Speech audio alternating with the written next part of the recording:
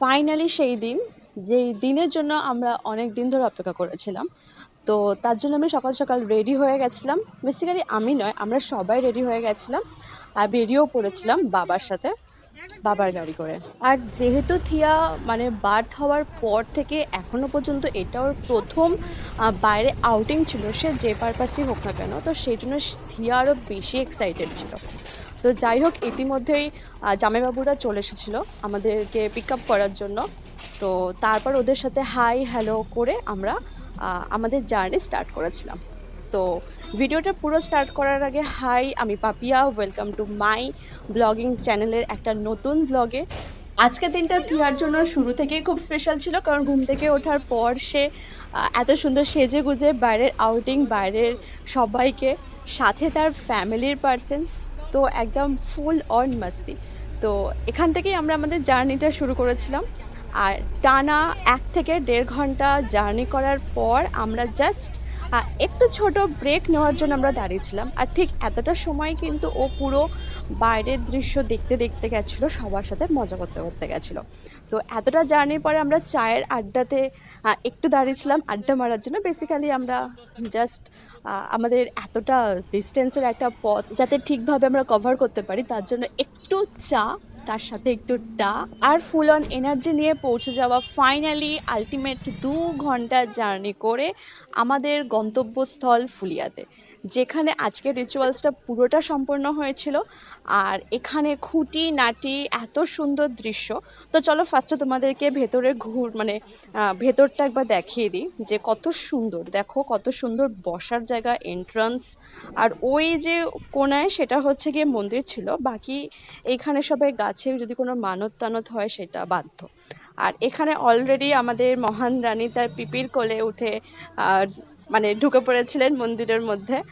আর তাকে নিয়ে বসিয়ে অলরেডি তাকে ফার্স্টে শোয়ানো হয়েছিল। আর সে হঠাৎ করে এরকম দেখে ফার্স্টে তো কিছুতেই সে থাকবে না, শোবে না, কান্না করছিল। বাট আস্তে আস্তে ওই যে ঠাকুরের সামনে থাকলে যা হয়, সে শান্ত হয়ে যায় এবং তার চুল কাটার পূর্বে যে একটা ছোট্ট পুজো করা হয় সেটা হচ্ছে শুরু করা হয়েছিল। আর এই সময়টাতে যখন সে দেখলো যে না, এটা একদম শান্ত পরিবেশ, বা ভগবানের সামনে থাকলে যা হয় আর কি, মানুষ পুরো শান্ত হয়ে যায়, ও শান্ত হয়ে গেছিল। আর তারপরেই এসে গেছিলো সেই চরম মুহূর্ত, যে মুহূর্তে তার শখের চুল, যখন সে চুল বাঁধে তখন সে চুল বাঁধা চুল খুলতে চায় না, মাথায় হেয়ার ব্যান্ড পরলে সেটা খুলতে চায় না, তার এত সুন্দর পছন্দের জিনিসটা আস্তে আস্তে করে কাটা হচ্ছিল। আর দেখে এটা এতটা শান্ত মনে হলো, আলটিমেটলি কিন্তু বিষয়টা এতটা শান্তভাবে, এতটা নর্মালি কমপ্লিট হয়নি। ও প্রচণ্ড পরিমাণে ডিস্টার্ব করেছে। আর এই নাপিত দাদু যতবার ওর সামনে ভালোভাবে মুখ নিয়ে হাসি খুশি নিয়ে কথা বলতে গেছে, ততবারই ও হ্যাঁ করে মাথা নিচু করে মাথা তুলে আর কি ডিস্টার্ব করেছে।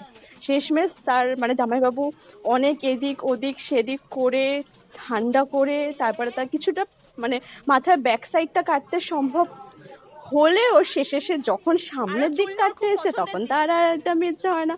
তারপরে জামাইবাবু তাকে নিয়ে কোলে কোলে ঘুরিয়ে তারপরে তার সাথে সবাইকে শুধু আর কি ঘুরানো বা চক্কর খাইয়েছে। তারপরে যাই হোক, আলটিমেটলি সে শান্ত, আর কিছু করার নেই। যখন সে বুঝতে পেরে গেছিলো যে আর অগত্যা আমাকে কাটতেই হবে, সবাই মিলে আমাকে চেপে ধরেছে, তখন সে আস্তে আস্তে আস্তে আস্তে আস্তে আস্তে নাপিত দাদুকে কাটতে দেয় চুল।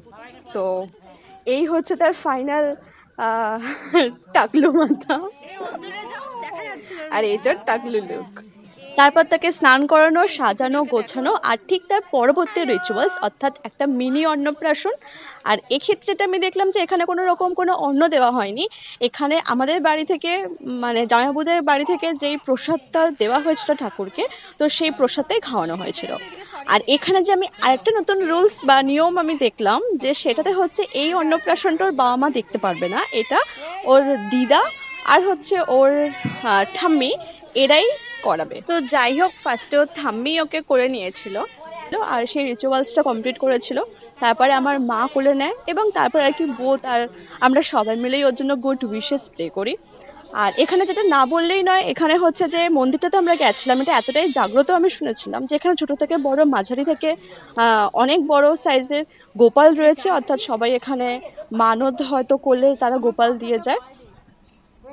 তো আলটিমেটলি এটা ছিল আমাদের শেষ, আমরা বাড়ি ফেরার পথে ছিলাম। আর এখানে ঘটে গেছিলো একটা অন্যতম একটা ঘটনা, মানে আমি আমপ্রেমী আর এখানে একটা আমদাদুর সাথে আলাপ হয়ে গেছিল। আর তারপরের দৃশ্য পুরো গাছ পাকা টাটকা আম পেড়ে আনা হচ্ছিল সবে, আমরা নিয়ে নিয়েছি দুটো। আর এই নেওয়ার কারণটা হলো গিয়ে আমার ছর্দি ভাই, মানে তার কারণ হলো গিয়ে ছর্দি ভাইয়ের খুব ভালো লাগে আম খেতে, আর গাছ পাকা আম হলে ওর কোনো কিছু চাই না। বেসিক্যালি ওখানে মানে হচ্ছে ওরা আম পেড়ে নিয়ে যাচ্ছিলেন, আর তারা যে আমাকে একটা আম দেবেন, তো তাই বলে যে হ্যাঁ নিয়ে যাও। তো যাই হোক, তারপরে আমরা লাঞ্চ কমপ্লিট করেছিলাম নিরামিষ, আর তারপরে আমরা অনেক মেমোরিজ গ্যাদার করে আমরা আমাদের বাড়ির জন্য ফিরেছিলাম। তো ভিডিওটা কেমন লাগলো অবশ্যই জানিও, ভালো লাগলে লাইক করো, চ্যানেলটা সাবস্ক্রাইব করে নেক্সট ব্লগ দেখার জন্য সাথে থাকো। আজকের মতন বাই।